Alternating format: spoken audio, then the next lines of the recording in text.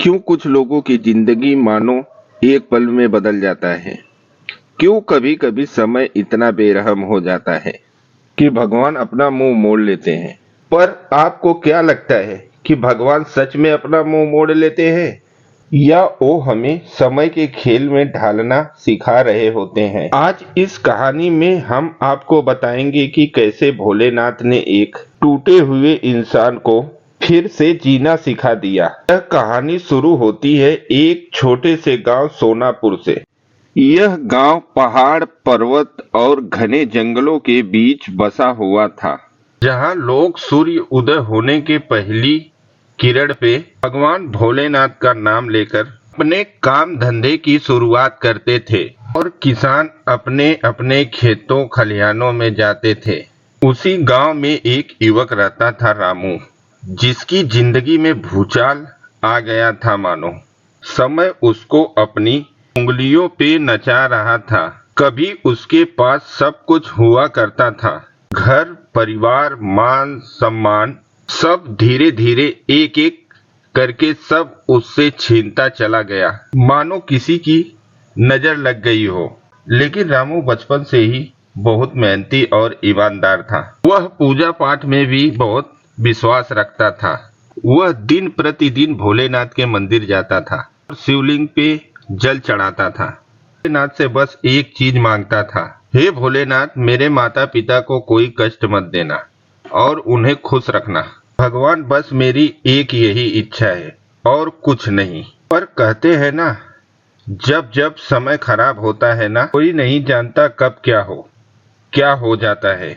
और एक दिन अचानक रामू के घर में आग लग जाती है और उसके माता पिता उसमें जल जाते हैं और रामू के माता पिता भगवान के पास चले गए। तब गांव वाले रामू से कहने लगे, भगवान भोलेनाथ ने तुमसे मुंह मोड़ लिया है। गांव वालों की यह बात सुनकर रामू के मन में सवाल का बवंडर उठने लगा कि यह मेरे ही साथ क्यों ऐसा हुआ। यह मेरे साथ नहीं होना चाहिए था। अगर भगवान सच में है तो ऐसा मेरे साथ ही क्यों भगवान। धीरे धीरे रामू ने मंदिर जाना छोड़ दिया और कहने लगा, आज से यह समय ही मेरा दुश्मन है। एक दिन रामू निराश होकर गांव के बाहर जंगल में जाकर बैठा था। उसी समय वहां से एक ज्ञानी महर्षि जा रहे थे। उन्होंने रामू को निराश हालत में देखा तो उन्होंने रामू से पूछा, बेटा क्या हुआ, यहाँ इस जंगल में अकेले क्यों बैठे हो। तब रामू ने अपनी सारी आप बीती महर्षि को सुनाई। तब महर्षि ने कहा, बेटा, समय किसी का दुश्मन नहीं होता है। बेटा याद रखो, समय बहुत बलवान होता है, बस इंसान को उसे पहचानने में समय लग जाता है। तब रामू ने महर्षि से बोला, मेरा तो सब कुछ चला गया। मेरे बूढ़े माता पिता भी मुझे छोड़कर भगवान के पास चले गए। क्या महादेव को मेरी याद नहीं आई? मैंने तो उनसे एक ही चीज मांगी थी कि मेरे माता पिता को खुश रखना। क्या मेरी यही गलती थी? तब महर्षि ने बोला, बेटा रामू, इसमें तुम्हारी कोई गलती नहीं है और भोलेनाथ को याद नहीं करनी पड़ती। वे हर इंसान के साथ रहते हैं जो खुद से हार नहीं मानता। तब महर्षि ने रामू को एक महामंत्र बताया। बोला, इसे ब्रह्म मुहूर्त में 41 दिन तक महामंत्र का जाप करना। जो खो गया है वह तो नहीं मिल सकता, लेकिन उससे बेहतर रूप में मिलेगा। रामू ने महर्षि की बात मान ली और वह रोज ब्रह्म मुहूर्त में मंत्र का जाप करने लगा। उसे वह मंत्र जपने के बाद अच्छा लगने लगा। उसको ऐसा लगता मानो सब कुछ अच्छा हो रहा है, उसके साथ हैं। एक दिन उसके सपने में स्वयं भोलेनाथ आए और बोले, समय तेरी परीक्षा ले रहा है, सजा नहीं दे रहा है। और इतना कहकर भोलेनाथ अंतर ध्यान हो गए। उसी दिन से रामू का मन बदलने लगा। मंदिर में पूजा पाठ करने लगा, दीन दुखियों की सहायता और मदद करने लगा। धीरे धीरे रामू के दिन बदलने लगे। एक दिन उस गांव में एक व्यापारी आया जो एक ऐसे मदद करने वाले युवक की तलाश में था जो निस्वार्थ सबकी सेवा करता हो और अपने काम के प्रति ईमानदार हो। और उस व्यापारी को रामू की सेवा भाव देखकर उसने रामू को अपने साथ काम करने के लिए कहा। रामू ने कहा, ठीक है, और ईमानदारी से व्यापारी के साथ काम करने लगा और रामू को व्यापारी ने अपने काम में पार्टनर बना लिया। सोचो, जिस व्यक्ति का एक समय पे सब कुछ खत्म हो गया था, व्यक्ति भूखे लोगों को खाना खिलाने लगा। रामू एक बार फिर जंगल गया महर्षि की तलाश में, पर वहां वो महर्षि मिले ही नहीं। उसने आजू बाजू गांव वालों से पूछने लगा, क्या यहाँ कोई महर्षि आए थे?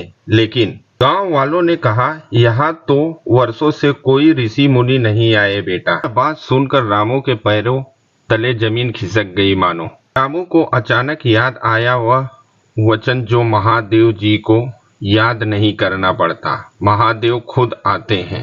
रामू बेटा, अब रामू को समझ आया वो महर्षि कोई और नहीं बल्कि महादेव जी ही थे। अब रामू गांव लौट गया और गांव वालों से कहता था, इस समय भगवान का वह हाथ है जो हर गरीब दीन दुखियों को गिरकर उठना सिखाता है, और वह हर सोमवार उसी जगह पर जंगल में जाता, हाथ जोड़कर बोलता, धन्यवाद भगवान, आपने मुझे सिखाया समय का खेल ही जीवन का पाठ है। समय से बड़ा बलवान कुछ भी नहीं होता। क्योंकि टूटे दिल को रामू की कथा एक नई उम्मीद मिलने लगी। सबके जीवन में परिवर्तन होने लगा, जैसे महादेव जी सबके जीवन में साधक बनकर आने लगे। जब आपका समय बुरा होने लगे तो समझ लेना भगवान भोलेनाथ आपकी परीक्षा ले रहे हैं, आपको हीरे जैसा निखार रहे हैं। और जब अच्छा समय आए तो समझ लेना भगवान आपसे बहुत ज्यादा प्रसन्न है। जब कुछ भी ना समझ में आए तो अपने आप को भगवान भोलेनाथ को सौंप दो और कहना, जैसी भगवान की इच्छा, अब आप ही संभालो भोलेनाथ। और समय अच्छा हो या बुरा, भगवान और अपने माता पिता को कभी नहीं भूलना चाहिए। क्या पता भगवान भोलेनाथ किस रूप में आपको मिल जाए। और वह मंत्र है हर हर महादेव, जय भोलेनाथ। और सबसे बड़ा मंत्र है दिन दुखियों की मदद करना और अपने माता पिता की सेवा करना। भगवान भोलेनाथ आपका भला करेंगे। अगर आपको यह वीडियो पसंद आई हो तो लाइक करें, चैनल को सब्सक्राइब करें। हर हर महादेव।